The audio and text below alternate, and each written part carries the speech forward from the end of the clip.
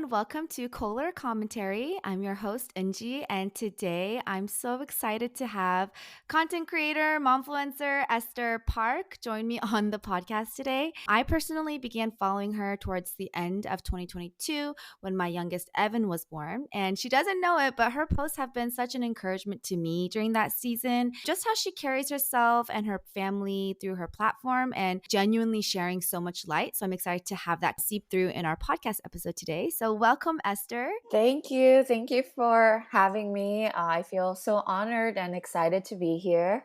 We have a 5-week-old and a toddler. So, yeah, we're in the trenches and in this transition season, but I'm glad to be here and to do something other than just breastfeed my I baby. know. I just saw your reel of like the nighttime schedule and I was like, oh my gosh, like back to that. So, yes, definitely appreciate your time. How would you like introduce yourself to get to know a little bit of Esther before we ask some questions? Yeah, so my name is Esther. I currently am a stay-at-home mom and a part-time content creator or influencer, however you want to title that. I have a toddler named Shiloh, who is just the biggest, brightest light, biggest gift of our lives, and have a 5-week-old Jude that has just entered into this world, and he has helped us become parents of two under two. I have been in more of like the ministry and nonprofit space for a very long time. And then last August, I quit my jobs to be, a stay-at-home mom and content creator. So yeah,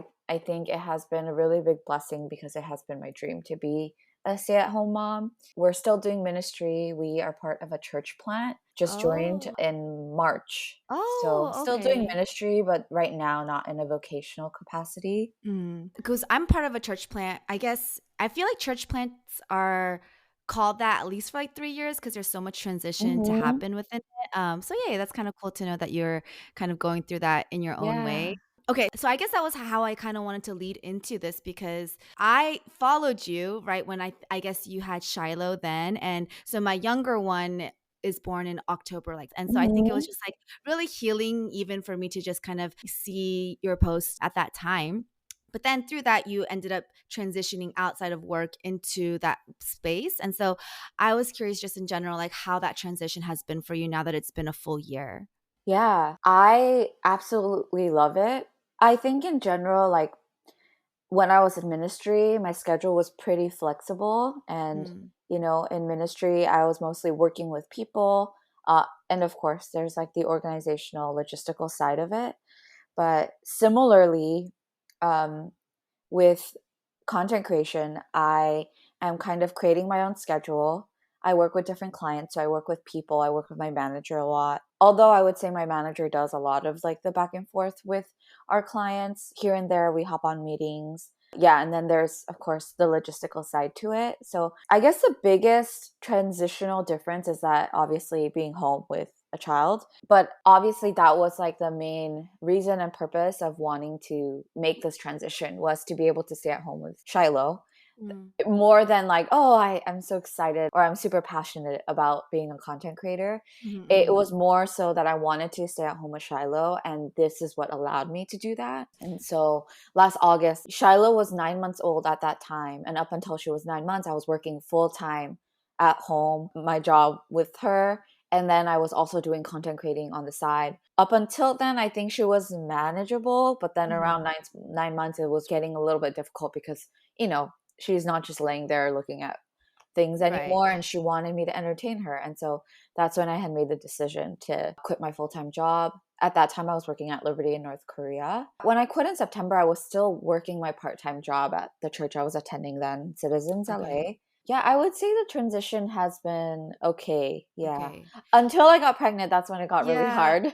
Wait, was he a surprise or like Yeah, were you hoping no. for two under Yeah, two? we were trying. No, Oh, we okay. weren't trying for 2 under 2, but we started trying thinking it could take some time Mm, mm, and mm, like, mm. like that we needed some practice and Right, like right, right. get into the rhythm, but then it was like our first try. So we were Wow. not expecting that. Yeah. Did Shiloh take a little longer? No, Or she didn't. It okay. was just a few tries, but also I was like, "Oh, we're probably just got, lucky." Mm, mm, mm, But mm, mm. maybe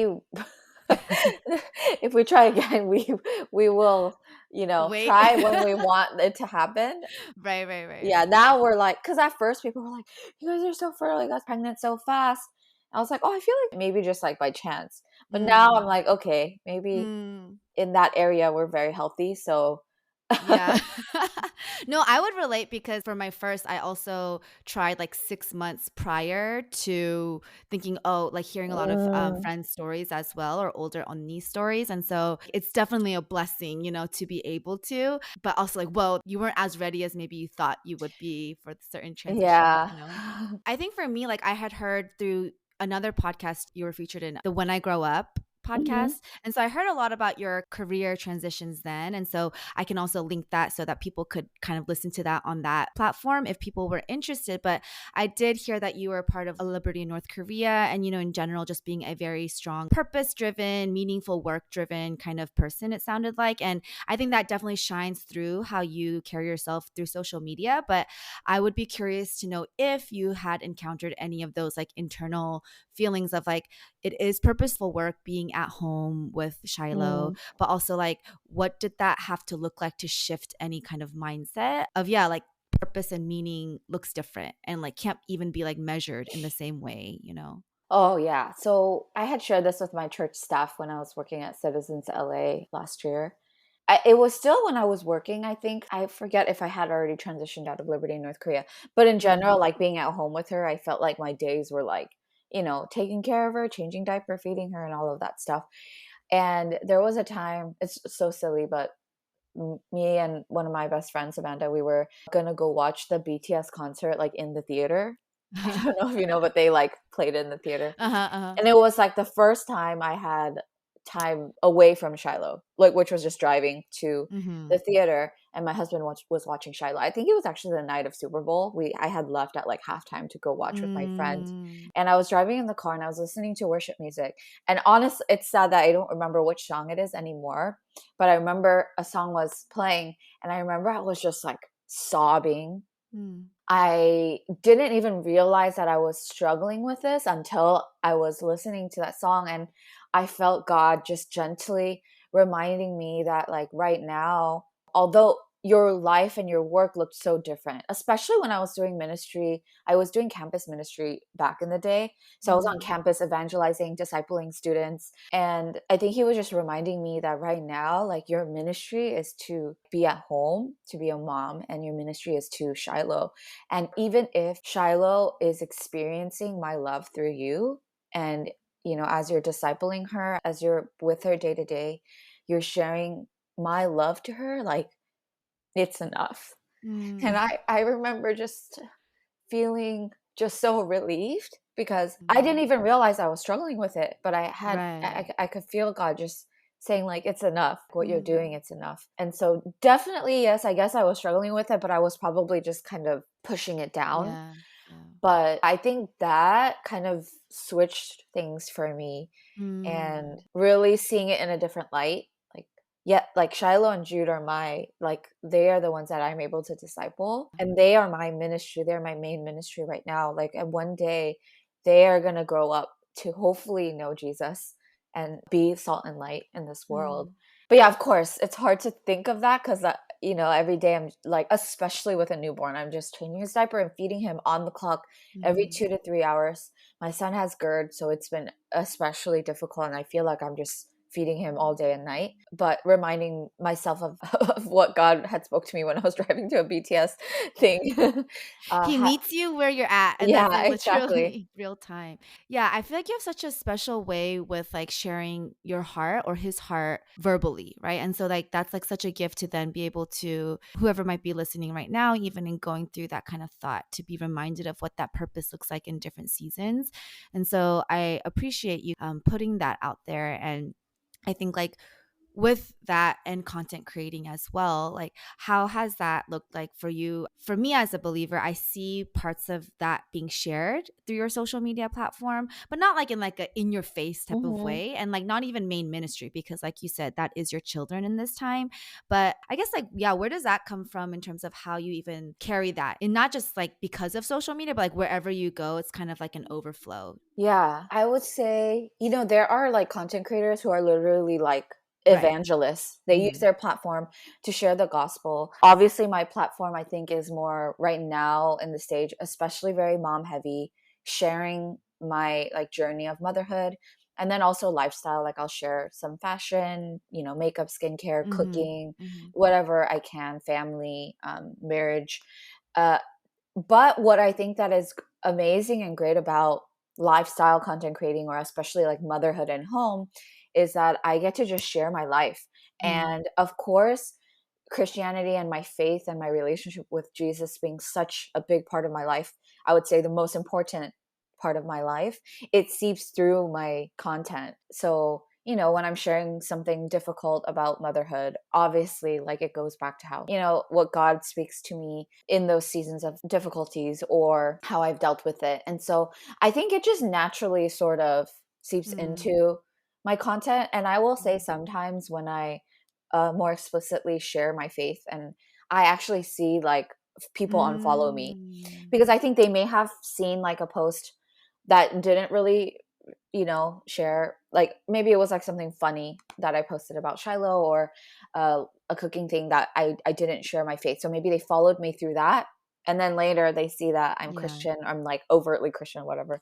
I will say every time I share something very overtly Christian, I will lose like 150 to 250 followers. But Mm. I'm totally okay with that Yeah. because I don't ever want to like hide or have to feel like I'm, yeah, like keeping things away from my followers. And Yeah. I just want them to see me, Yeah. and I want like Jesus and my faith to Mhm. naturally genuinely come across on my platform. Mm. So yeah, I don't ever feel like I'm like forcing it. I don't want to shove anything down people's Right. throats. And of course, totally happy for non-believers to be following my page. Like I want it Yeah. to be an inclusive space for all people, not even just mothers. Just and Yeah. I have, all these like random single young people that follow me too that love seeing motherhood content. Yeah, I think, yeah, I agree with that. And I guess this does transition into one of the reasons I felt like, oh, connection is like I'm also an Enneagram too. And this is Mm, an Enneagram, it's kind of like an Enneagram podcast, but not so heavy, but in a way of just like guiding conversation. And so I think for me, when I was curious, like Enneagram twos can in general have misunderstandings, tend to be a trigger of some way, like being misunderstood that doesn't represent your character, maybe, or whatnot. And I think in your example of the followers based on your faith belief, that doesn't affect you. But I would be curious, like transitioning into social media in general, like when you do deal with potential misunderstandings, does that even occur? Like how do you feel about that? How do you like kind of not get so deep into those type of things mm. within that work? I thought that it was going to affect me a lot because I actually am affected a lot by what people think about me. But I think it's different when it's people that you don't know, or it's just Mm-hmm. like there's a lot of trolls on the internet. Yeah, yeah. And it's different when it's like my followers or just random people who aren't following me too. So for sure, when there's misunderstandings with like people I love or work with or know, I'm very triggered by that because I'm a huge people pleaser and I want to Mm. make sure that people understand like where I'm coming from or what I'm trying to portray. But on Instagram or on social media, it's a bit different. When it's like trolls or people that aren't following me, who are just kind of out there to post hate comments, it actually doesn't really affect me a lot. Mm. And I've talked to my friend Amanda about this because sometimes people will do hate comments on her comments on my page. And there's a lot of people out there that are just out there to hate. And Yeah. it doesn't affect me a lot. I will say it does affect me a little bit more when it's followers. Mm. And so then sometimes I will comment back and explain, or I will DM them and explain because, again, I don't like there being misunderstandings. Yeah. And yeah, I want my platforms to be a safe place. And I love building relationships with my followers. And so, yeah, but I'm grateful because there are influencers I think have a really hard time when they read every hate comment and they really let that get to them. Mm-hmm. Thankfully, I don't know, I think maybe it's by God's grace that Yeah. he's kind of lifted that for Yeah. me. Do you feel like for example, I love listening to podcasts, especially when I had my first kid, Jaden, like 5 years ago at the peak of COVID. And one of the podcasts that really got me hooked was Asian Boss Girl. And Mm. that's like when I kind of like really listened to a lot of their stories and kind of being represented as an Asian and a female, and like kind of just like feeling more seen and heard in a time of life where that was suddenly taken away because of motherhood in different ways. And later, like recently or like in the summer, right, like to hear you also then be on that podcast, I think for me was like as like a follower in different ways of you guys, like, oh my gosh, like how that can be a platform of even like organically just sharing how I follow you very clearly and the message I feel like you don't overtly or like in your face kind of share, but it's very present for me. And then to hear that kind of seep in the light of other avenues as well. And so like for me, I would be curious, like as you create a safe space for everyone, what would be kind of like a way that you hope there is a message that comes across that's like, whether it's like to be represented as an Asian American or like, in that kind of way? Do you have any of those that you kind of think of as content creation has become an actual like success or like growing way for you to share? I would say, there aren't a lot of like big Korean American, Asian American mom Mm-hmm. influencers out there.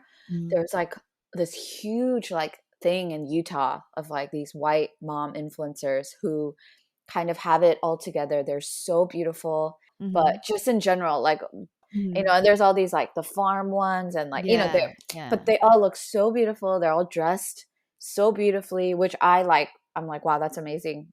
I just personally am not able to do that. I just don't have the energy to look put together all the time. Mm. And I do think that, when I started kind of like popping off a lot, blowing up, my content was going viral. We were living in a 1-bedroom apartment in K-Town, like this very small place. We wanted to live there because it was the same apartment my grandma was living at, and we wanted to be able to take care of her. Didn't even have AC. And as a content creator, I started getting all these packages and I didn't have space for it. It was so messy, but it was so real and so raw. And I wonder if that's like what people could relate to, because I think sometimes you do like seeing these beautiful, put together images, but then sometimes you're like, wait, like I can't really relate to that because not all people are going to be like that.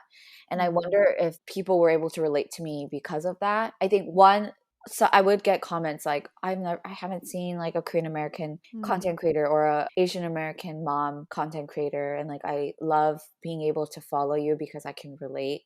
But I think Mm. also just sharing the raw, real things, like it's not always going to be beautiful, picture Yeah. perfect. And I think that a lot of moms were able to relate to that.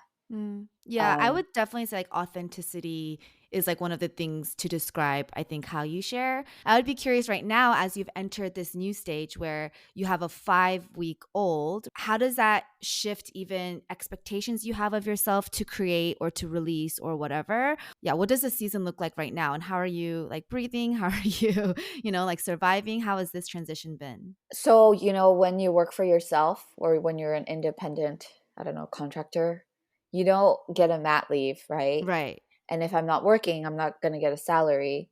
Hmm. I don't know how that works with like the state and stuff. Maybe I could have requested unemployment or whatever, but I decided to just kind of continue to work and see how my body recovers. And I told my manager like, we'll slow down a little bit, but I'm going to continue to work on the stuff that we had started before Jude was born. So I think I definitely am allowing myself more space, giving myself more grace. It's okay if I'm not posting every day, but also it's different from if I were still just like getting paid to not work. And so I am still, I think, trying to get stuff done. And, obviously with clients, I've still been keeping all of my due dates. I haven't asked for any like changes just because Jude was born. And I think my recovery, thankfully, was really, really fast. I pushed out Jude in like 2 minutes in 2 pushes. Oh, Uh, yeah. Oh, my and so goodness. I Yeah. was recovered in like 3 days. So I was actually pretty okay. And then thankfully, newborns sleep a lot. So I'm able to get some work done. There's seasons where it's harder. Like the last 3 weeks, we didn't have any help. My mom came for 2 weeks and then we were helpless for 3 weeks. And then my mother in law just arrived 2 days ago. And then my toddler was home for the last week and a half because her daycare was closed. So obviously in like those Oh. seasons, I give myself even more extra grace. But I Mhm. think I'm still trying to operate in a way where I'm still like working normally. But again, giving myself more grace in terms of the more organic content I post. But in terms of with clients and stuff, I try to be on top of it. In Okay. terms of how I'm doing with him, I'm doing okay. I think the most difficult part of all of this has been, first of all, he was a bit underweight and then he lost like over a pound. And so I was really focused on feeding him, really worried about him not gaining weight. But then maybe I overfed him. I don't know. He went from 5.6 pounds to like 9.5 pounds in like a few weeks. Oh, wow. So he gained a lot of weight. So then now I think that kind of pressure and that anxiety has been lifted. But the most difficult thing has been his GERD. Yeah.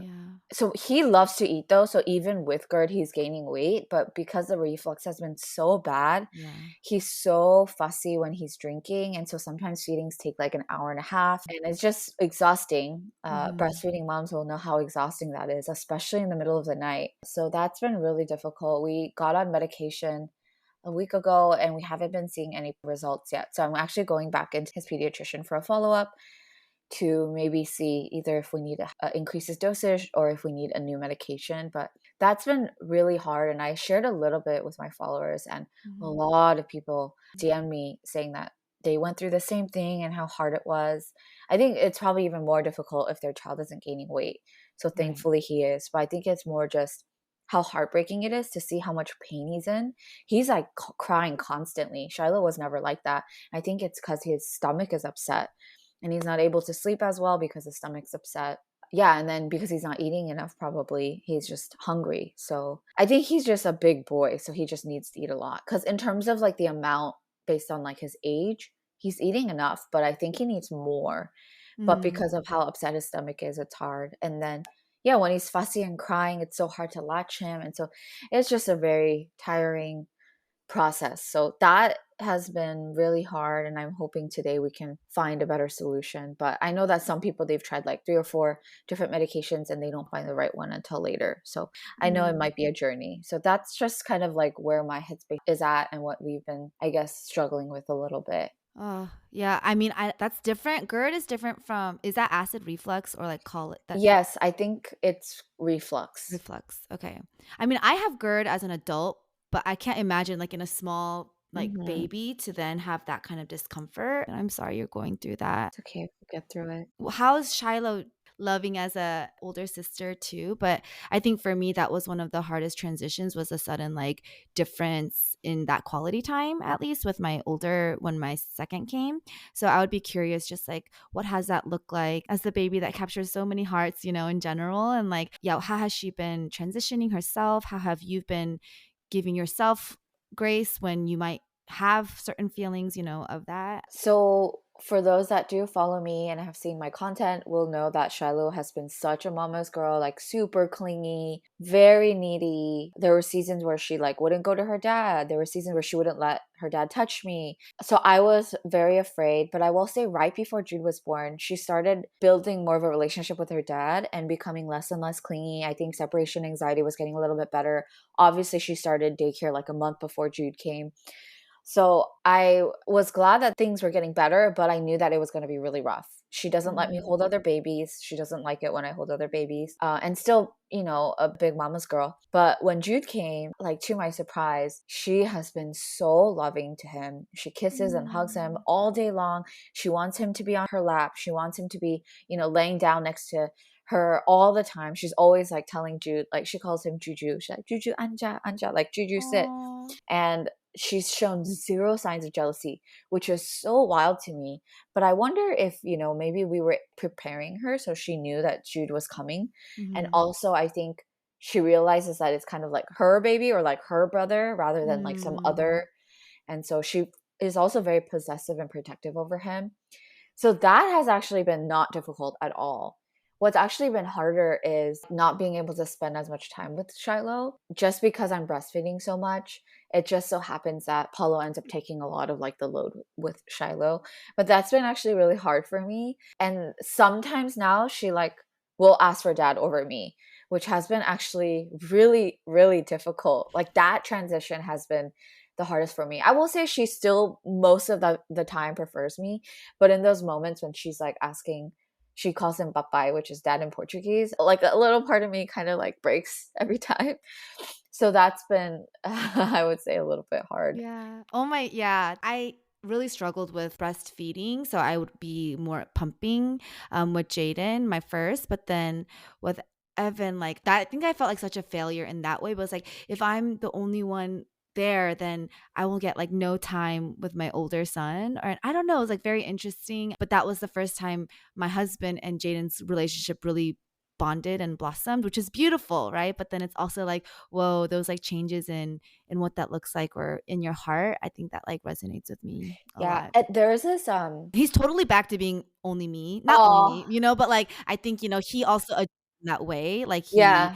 it'll, yeah, I'm sure like it'll just be, Yeah, there's this I forget if where the audio snippet comes from, but it basically is like, "Oh, you are like your child's favorite person or like the person that they need the most only for about like 10 years," or I forget what the number mhm, was. mhm, mhm. And then they, then they have friends. They have best Yes, friends. yes.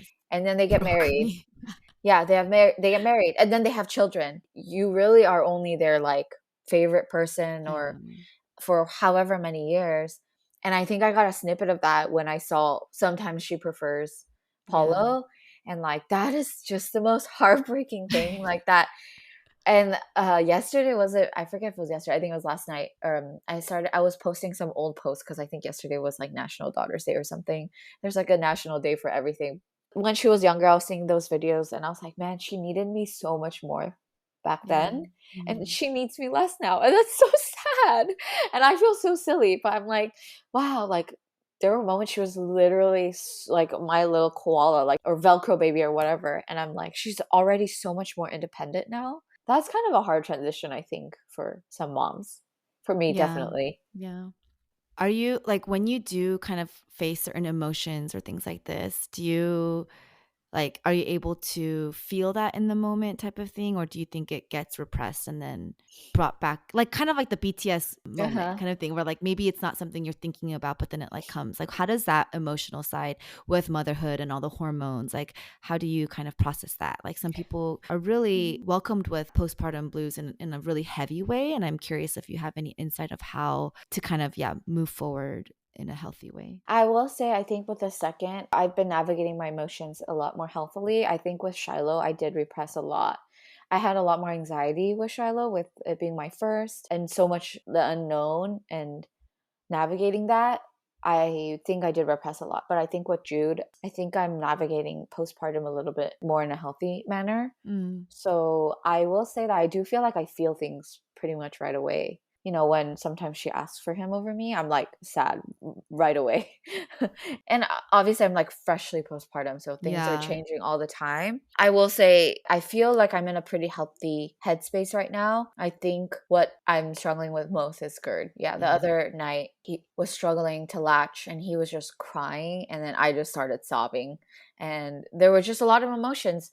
I think one, it's so heartbreaking to see your tiny baby be in so much pain, like arching his back and just like kicking and like in so much pain, but also so hungry. His mouth is clearly wanting more food. And then obviously so exhausted, like dealing with this for 6 weeks, not getting much sleep. With Shiloh, like Shiloh slept so well that this has been Mhm. such a huge contrast for us. And then there's that mom guilt where I'm like, wow, I'm like kind of complaining inside because I'm so frustrated that I'm not getting sleep. But then he's probably struggling so much more than me. So then you have that mom guilt of like, I can't even feel this way. So that's Mhm. probably unhealthy. Like, I can feel frustrated and tired, and I can desire for more sleep while also empathizing and being compassionate to the fact that my son is suffering so much right now. Like, those two can go hand in hand. Yeah. But I think as a mom, you feel like, no, I can only suffer because my son is suffering, not suffer because I'm tired Yeah. and like Yeah. complain because my son's pain is so much more important than what I'm going through. And so that obviously is a bit unhealthy, but the fact that I can even recognize that pretty quickly, Yeah. like let me pause for a second. It is okay for me to be frustrated. It is okay for me to want sleep right now. Mhm. And obviously, not blaming my son. Like, it's Mhm. definitely not his fault. But it's okay to, whilst also like being really sad that my son is also suffering and in a lot of pain. Do you feel like you have built that type of, whether it's emotional intelligence or kind of like a discipline in how to feel and then give yourself that permission? Like, is that something you kind of always had in your toolbox growing up? Or do you feel like that was something that was more so like, when do you think that kind of skill was built? It could be natural because for some people it is natural, but I think for some people it is like a built, Mhm. intentional. These are the things I did to just practice even in that way. Wow, I've never thought about that, but that's a great question. As an Enneagram 2, I Mhm. don't think it's natural for me. I That's why I'm think asking. It seems uh, very natural as like a outsider, uh, but yeah. I will say for the most part, most of my life, I've catered to other people's needs and I've suppressed my own needs. I kind of always kind of like struggled on my own. Mm, But I think what's so liberating about having a relationship with God is mhm, that, like, I don't ever feel like I'm catering to God's needs. People's needs, yes, but to God, I'm not, because I know He already has everything He needs. He has everything. He's omnipresent. You know, He's a perfect God. So He doesn't have these needs. He doesn't need me to feel better, right? He's mm, already has everything He needs. And so that is so liberating. And so I can come to God with my needs. And that's the mm, one place where I can feel safe to not please him. I mean, although mm. actually, I will actually backtrack. There are a lot of times I want to please him, but Yeah. in terms of like, I know that what I do will not change the way he feels about me. Mm, And so I wonder if coming from my relationship with him sometimes will slowly seep into other areas of my mm. life. Have you always had a strong relationship with God, like, since you were growing up? Yeah, I would say so. Mm. Yeah, I think I accepted him into my life at a pretty young age. And so that's why I think it's so important to teach children, Yeah, because yeah. although we think they don't understand, and yes, they won't fully understand the gravity of their sins and Right. probably the gravity of God's grace. But I think I accepted Christ into my life when I was like maybe 4 or 5 years old. I definitely did not understand Yeah. my sin fully, but I knew that Jesus died on the cross for my sins and that he loved me. Yeah, so I think from a very young age. Would you say, like, your mom took on that role that you feel like is not natural, but, like, in the way that you this is your ministry, your children, and how God has, like, kind of spoken to Mm, you? Like, mm, for you, 4 to 5, that's very young. What was that for you then, you yeah. know? No, definitely not. My mom, I don't know what if she would consider herself a believer. She Right now? prays. Yeah. Okay. I think she would say she believes in God. I don't know if she really has a personal relationship with God right now. She would send us to church, I think, because of, meet good people and then there's like great programs. But in terms of like our extended family, a lot of them are believers. My grandma, my great grandma, they're like big pillars Mm, of our faith. My great grandma named me and my brother Esther and Joshua. She was mm, one of the first Christians in her family, and yeah, she would pray on her knees every day, 3 to 4 hours. And I think maybe it was by her prayers and my grandma's prayers mm, that through that, we were able to meet God, and mm, just seeing their lives and seeing the way that they follow Jesus, I would say it was kind of where it came from. But in terms of like at home, it wasn't really shown to us, but we would go to church, so we would learn at church and VBS. I will say VBS, like those kinds of things as a child, was super yeah, impactful for me. Seeing all the teachers, like the older, yeah, staff, I really looked up to them, and I think mm. that really also impacted me. Like, oh, I want to love Jesus like them. I want to serve like them. Hmm. Yeah.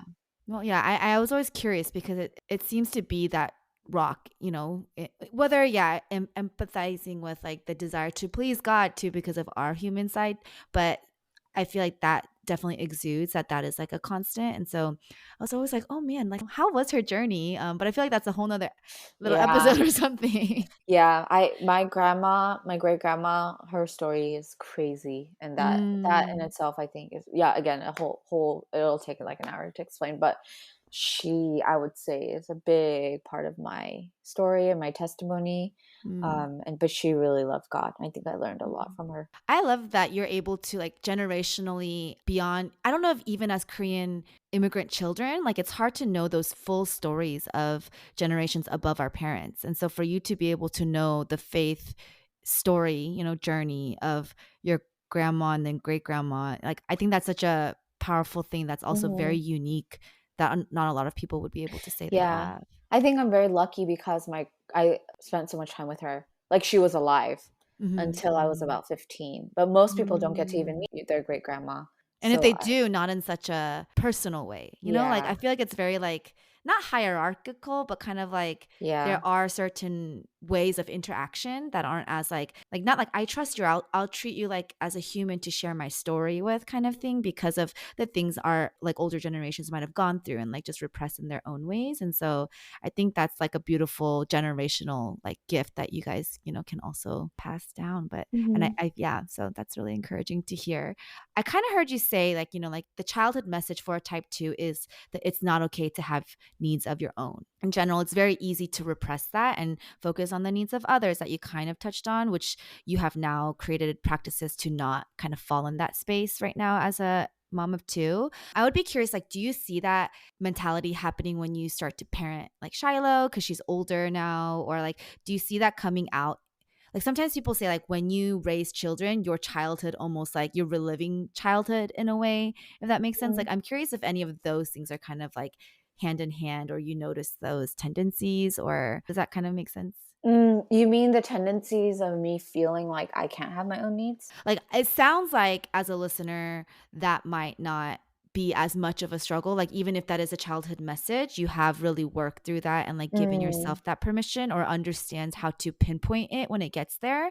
But I am curious, like, what does that look like as parents? Because parents of type twos tend to also embody compassion, embody kindness as a parent. But then it could also be like they want their children to be compassionate. They'd want their children to mhm. also maybe people please in a way. Like Yeah. if like Jaden acts up as like a 4-year-old now, I'm like very hyper aware because I Mm, wouldn't do that, and like I don't reprimand him for him or like in the moment yell, but I am very like, oh my gosh, this is like, no, like we have to show this kindness or whatever. I don't know if you notice that kind of happening as Shiloh's turning mm. too soon and those talking stages and like more cognitive things are starting to form. Yeah. Definitely. I will say, like, her daycare teacher is like, "Oh, she's so kind. She never, like, hits the other Mm, students, and she listens very well."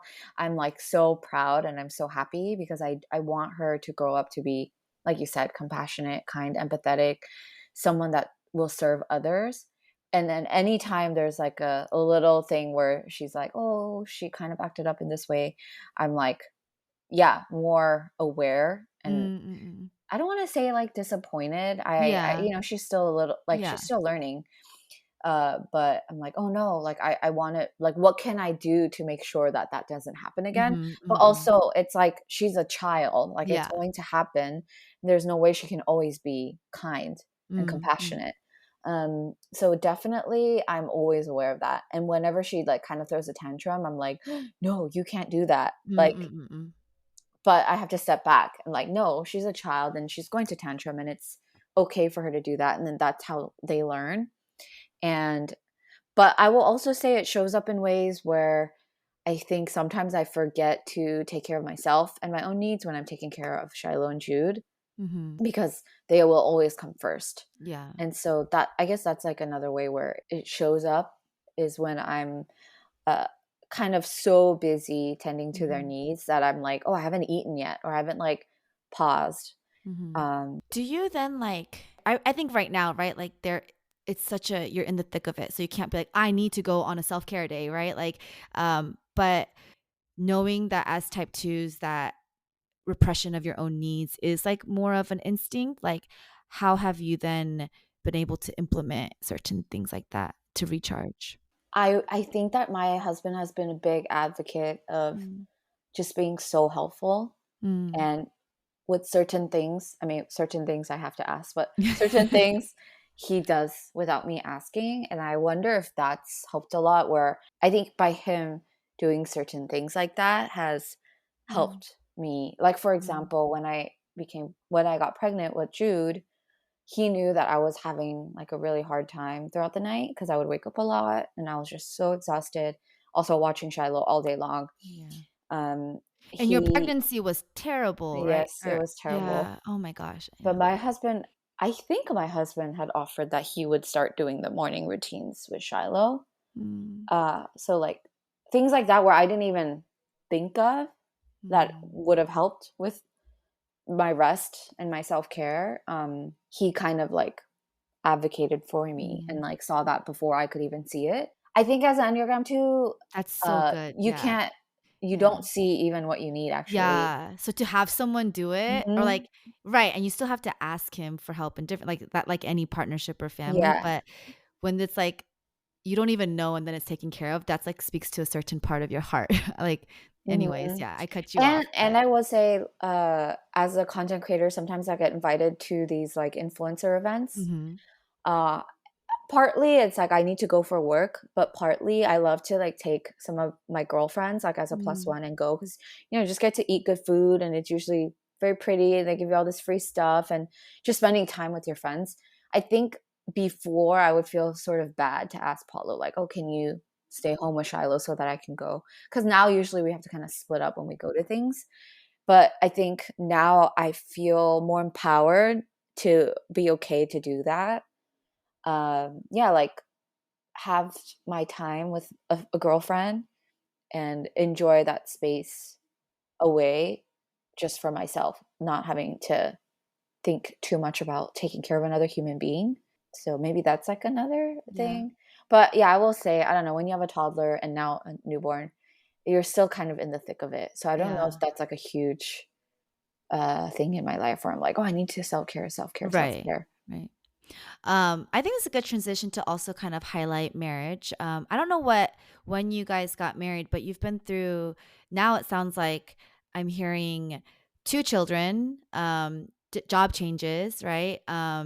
Church plant. So like you're not like not that you're not in the same but yeah, like it's a new community too. And I think community is such a huge thing when you are going through a lot of changes to have support and maybe like so many more things that I wouldn't know, right? Like what does that look like in those times of transitions to stay as like a partnership? With kids, it's bound to be where marriage will be harder and there will be just naturally more differences or conflict because of sleep deprivation at the least. So I would be curious, like, yeah, what does partnership look like for you guys? What did it look like at the beginning, and how have you guys worked to make it now? Mhm. I would say this is probably one of my weaknesses. In the beginning of our relationship, obviously, he was my first priority. I was very good at, after a long day when he comes from work, I would have like samgyetang ready for him. I would make all these extravagant meals and really prioritize our relationship. After Shiloh was born, I will say that this is something I really need to work on to prioritize my husband. And, that's biblical too. That's something I think I'm struggling with. And Paulo has voiced that to me Mm, that he would love for like more affection and just like more love and more time from me. But I think I'm just so exhausted and especially when it comes to like touch, like these two little human beings are constantly needing my touch and needing my affection. And with Jude, like breastfeeding, I'm like, I don't want to really be touched. And, but yeah. I think it's something that I really need to work through. Mm, So it's hard to answer that question because I'm like struggling with it. Like, but I will say I'm really grateful that my husband does voice his needs, and I do feel very safe to be able to voice my needs to him because I know he'll listen. Yeah, I will say like what I mean with Jude it's a little bit harder, but with Shiloh we always had our evenings. Thankful that Shiloh has always been a baby that slept 12 hours at night. So at like 7:30 or 8 p.m. we would always have our time together. So that's when we could like talk or watch Korean drama together. That's kind of our way to like decompress. And I think him noticing sometimes that there's a need, especially when it comes with my physical health. I think because he's seen me, I have a lot of like health problems, so I get sick a lot. So he's seen that, so he really does prioritize my health. So mm, that has been really helpful too. I think also like when I posted that night video, like mm, Paulo started working 2 days ago. that video was recorded before he started work. So he really helps me in the night. But even regardless of that, he's super helpful. So I wonder if that him seeing this as like a equal, I'm not the only one mothering, like he's also a father, that helps a lot too. Because in partnership, I think like you guys both need to come together and Mm-hmm. work together. And the fact that he's so proactive about wanting to help, I think helps a lot. Because then I don't really need to ask as much. Because there's already this like mutual understanding that we're both parents together and I'm not doing this alone just because I'm a stay-at-home mom and he's Yeah. working. Like when Yeah. he comes home or at night and stuff, he's very helpful, or at least tries to be very helpful. And he is Brazilian Korean, correct? And then Hmm. you're Korean American, or like racially it's the same, but when you're combining different cultures or even different ways of growing up, like how have you noticed that play a part in raising children together or like building a family? Your videos share like how you guys both speak the languages, and I think that's such a beautiful way to bring that in. She will be trilingual. That's like such a flex, right? Additional to that, like what does it look like to bring in your cultures? Hmm. You know, what's so strange is that I am not a very affectionate person, like when it comes to my spouse, like romantically. I think, us um, being immigrant children, like the Mm-hmm. way we receive love was like not from words or like touch. It's usually from like, oh, they'll cook you a meal, or Mm-hmm. they'll do these acts of services, and that's how they show love. And so that has reflected the way I show love to Paulo. It's like, yeah, I cook him meals, or I clean the house, or I do certain things. But for him, he needs me to be affectionate. Like he needs me to be touchy. He needs words. That's been Mm. really hard for me, but he's so good at that because culturally, like in Brazilian and just like Latin culture, like they're so outwardly loving and like touchy, Mhm. like they like give each other kisses on the cheeks to say hello. Like when I go to Brazil, it's like I meet someone for the first time and I'm getting kissed, which is so different from Korean culture, but also American culture. Yeah, Like even yeah. in America, it's like handshake, which is like another level of like distance physically. So I think in terms of our marriage, he has definitely taught that. But for some weird reason, when it comes to our children, like I've had no problem being affectionate. I don't know if it's because Mhm. they're tiny beings. Like maybe it'll change as they get older. Maybe it'll get harder for me to be hugging and kissing them all the time. But right now, I have no problem being affectionate to them. Yeah. But I think in terms of our marriage, it has been really refreshing to see him be different from a lot of Korean American men that I know. It is a lot of his culture, and just the way he grew up. His parents are so amazing. I am so grateful to have married into this family. But his dad, there's multiple times he has been vulnerable, has apologized to his children, has like cried in front of his children. His dad is a pastor too, which is another layer of like, wow, how can he be like that? Because we know Korean pastors here, our parents' generation, most of them struggle to do ministry at home. Yeah, And their yeah. first priority is their ministry at church. But seeing the way his dad does ministry with his family has been so healing and so amazing. And I think I just like learn a lot from just being with them and seeing them.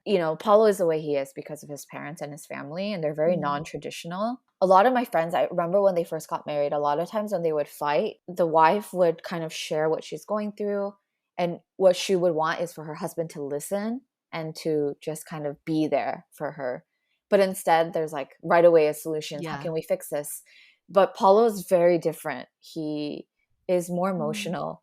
And so we actually, Paulo and I, like never fight, and we've Mm. never really had a big fight. And I think that's the main reason. I think it's because when I'm having a difficult time, he doesn't come to me with a solution. He just listens, and he's there. He hugs me, he empathizes, and he listens. And Mm. I think that comes from his culture and his parents, because his parents immigrated to Brazil when they were like 11 years old. So I would say Oh, they're more Brazilian than Korean. Although I would, they're Korean. his parents or his Mhm. grandparents were Oh, no, no, pastors? no. Or why did they move to Brazil? Just for work. Yeah, yeah. Oh, okay, okay, okay. And then he became a He was pastor actually a in Brazil. missionary in like, Oh.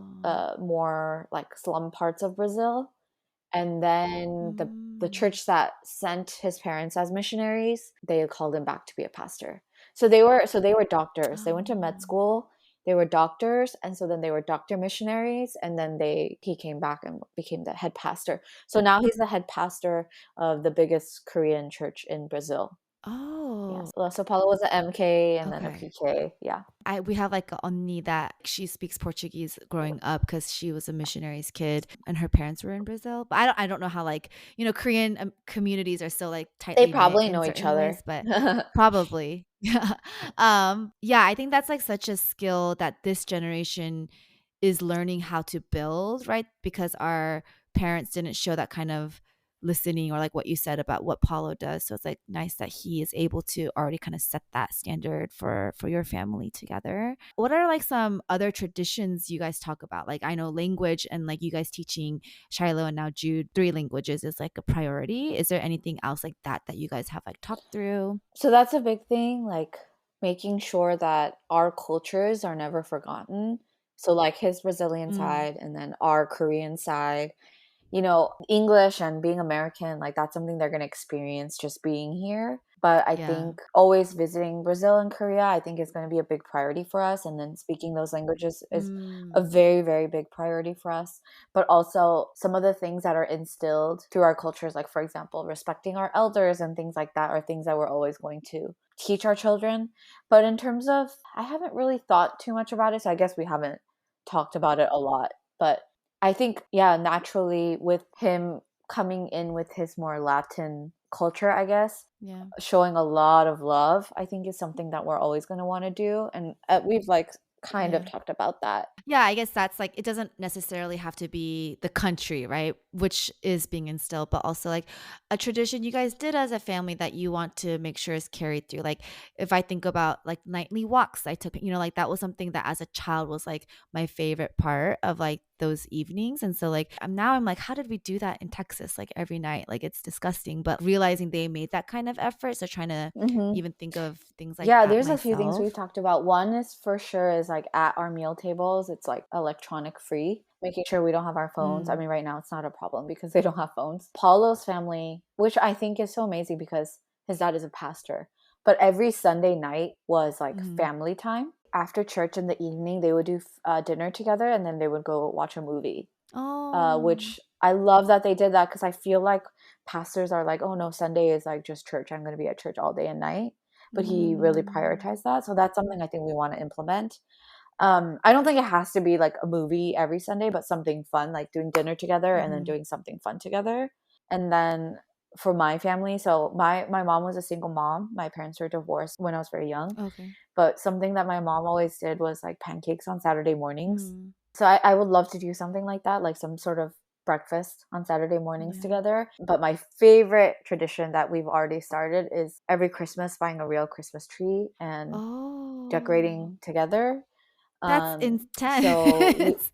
I've never had a real Christmas so we've tree. so we've done that since Shiloh was born. Mm. Well, when Shiloh was born November 16th, so it was like right before Mhm. Christmas.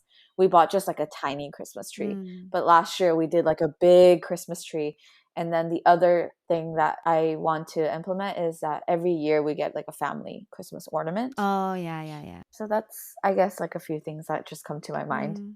I did have one question for you as like juggling community and like church plant and things like that. And I would be curious, like being a part of a church plant is kind of like sometimes like kind of a 고생 for people with young kids, only just because like programs aren't yet Mhm. established, and like you just kind of really have to love the Lord, I feel like, to kind of commit. I'd be curious, like with that, and then like serving, even if it's not in a vocational way, like community and I guess if you're being sent as a church plant member, like how has that transition been for you guys as a family? Or like how do you set boundaries even with like ministry or yeah. I feel like that's something I'm going through Mhm. in general of like how to be a part of the church plant community, but then also like you have very little ones.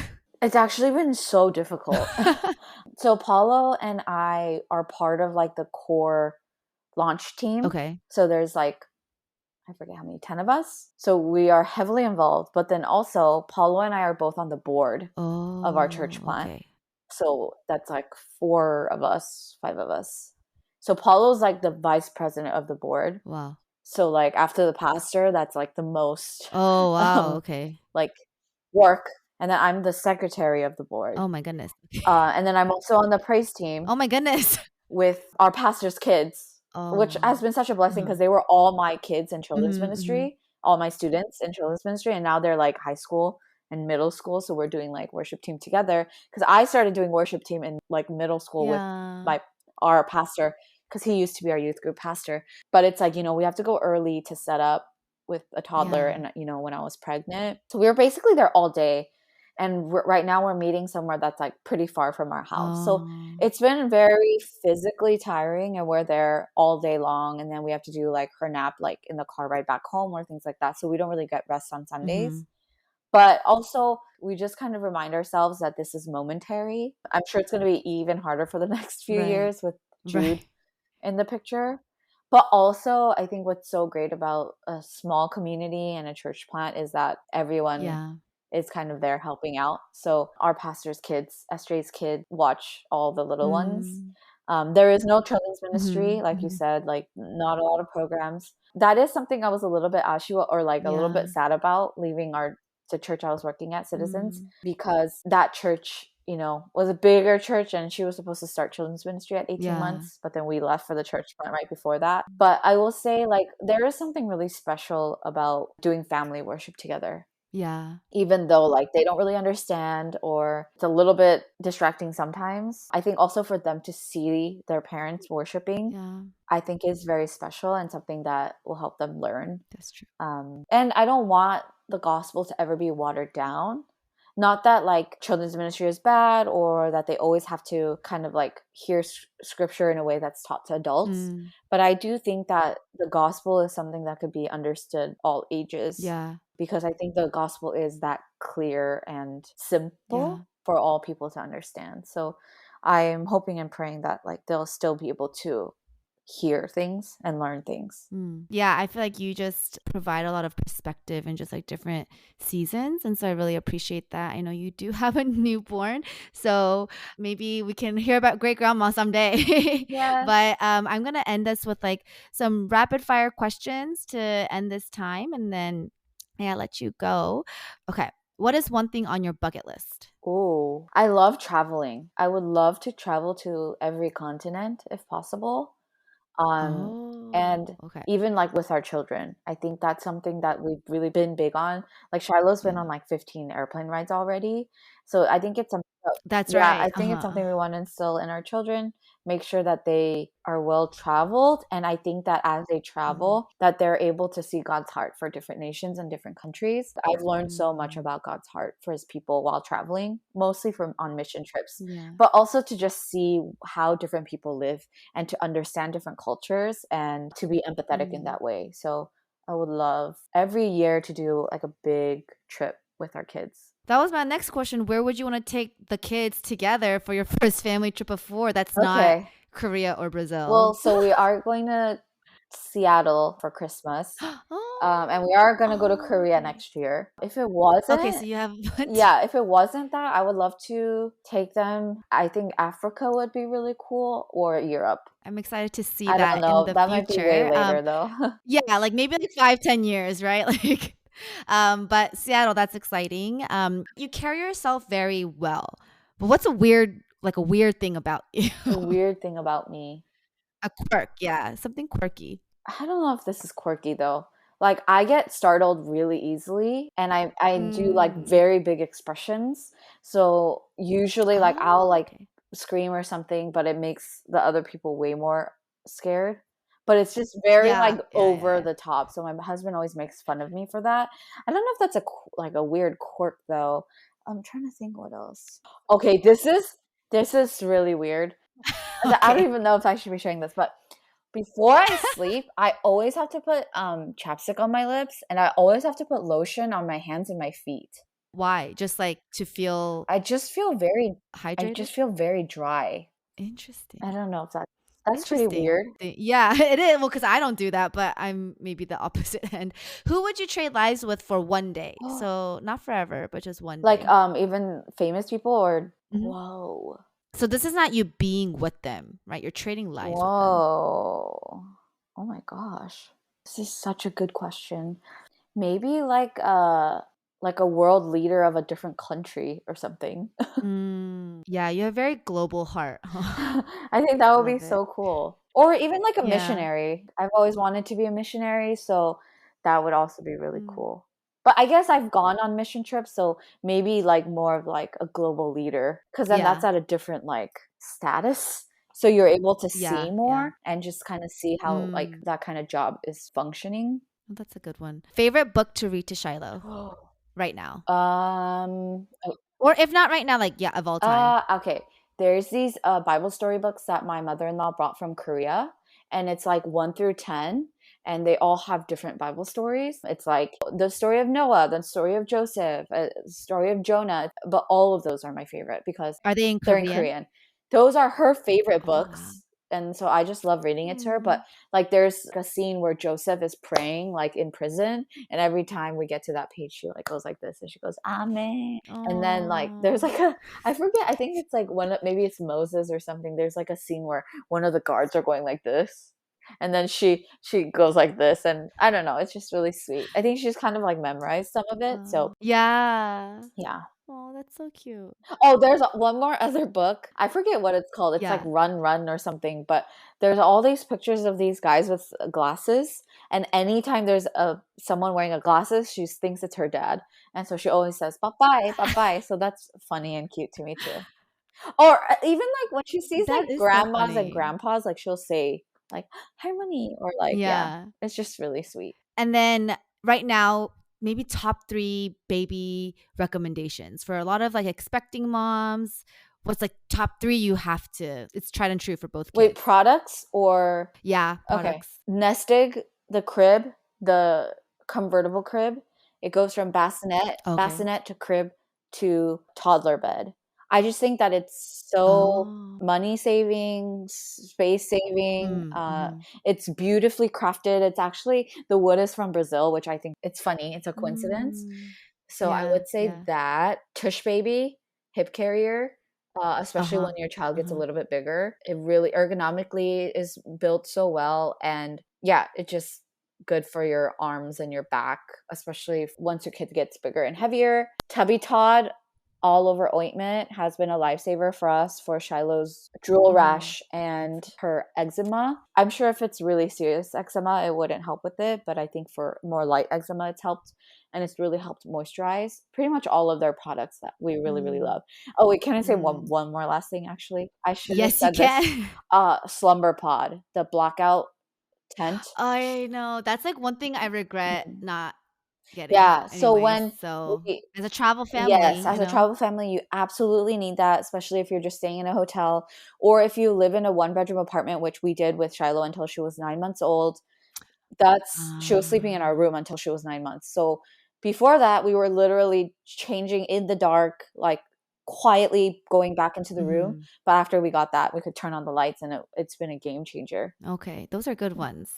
People have been asking me, but I'm like, I'm just like not in that season anymore, so I can't even Yeah. recommend good things. So last would be if you could describe yourself as a fruit because Koreans love fruit, what would you be and why? Strawberry because it's my favorite fruit, but maybe because it's like small and sweet usually, Mm. but sometimes can be a little bit sour. I don't know. Well, next time she has 딸기, we can like kind of think of that. Yeah. But I think that's it. Oh my goodness. Yeah, thank you. I feel like I had so many questions. I feel like you answered so many things and I really appreciate your Oh, time and excited to just watch your journey as you really evolve into a mother of two now and as everyone kind of like evolves in their roles as well. But thank you so much for this time. Do you have anything you would want to say or any like last advice you'd want to give? You don't have to. We can go. yeah. Well, thank you for having me. I'm, yeah, so grateful to be here. There's always so much that I want to share and share with Yeah. like my followers. And so it's, I think, always really great that I can kind of share a little bit more of my life. And then also, I Yeah. think for anyone that's listening that ever has any questions, I try to respond to all of my DMs. So if anybody has any Mm. questions, I would love to, answer any questions for you, whether it's about transitions or becoming a mom or doing ministry Mm. or whatever it may be, or even more baby product recommendations. I also have all the links to all of the things that we use and discount Yeah. codes and stuff like that on my Instagram. So Mhm. yeah, I would love At Esther, Soyun yes, Park, Esther right? Hoyan Park. So yes, please Soyun reach Park. out to me if you have any questions. And for any of the other moms out there that are in the thick of it or even have babies with GERD, I'm here with you. And I hope you know that you're not Mm. alone. I was just thinking, nothing feels lonelier than when you're up at 3 a.m. with a crying baby who can't eat and who's suffering and you're just exhausted. But I just wanted to encourage you because, with Shiloh, she sleeps 12 hours a night and, it doesn't last Yeah. forever. Also, know that there's another mom there with you at 3 a.m., maybe crying. Yes. Cry together. Yeah. Yeah, that's so good. Yes, at Esther's Hoyon Park. If you have anything that resonated about today's conversation, I love that you've just provided that kind of like outlet to further those. And yeah, I'm sure some people just follow for like a second or like, on and off, but it's been encouraging. And as a relational person, there's like, oh, if like there's people I follow that I really like to get to know your life deeper. Like I really appreciate you even like making this kind of time to do that. So really just kind of reflects the character that you are. Okay, well, thank you so much, Esther. And to all of you listening, thank you for listening to another episode of Kohler Kohler Commentary. commentary.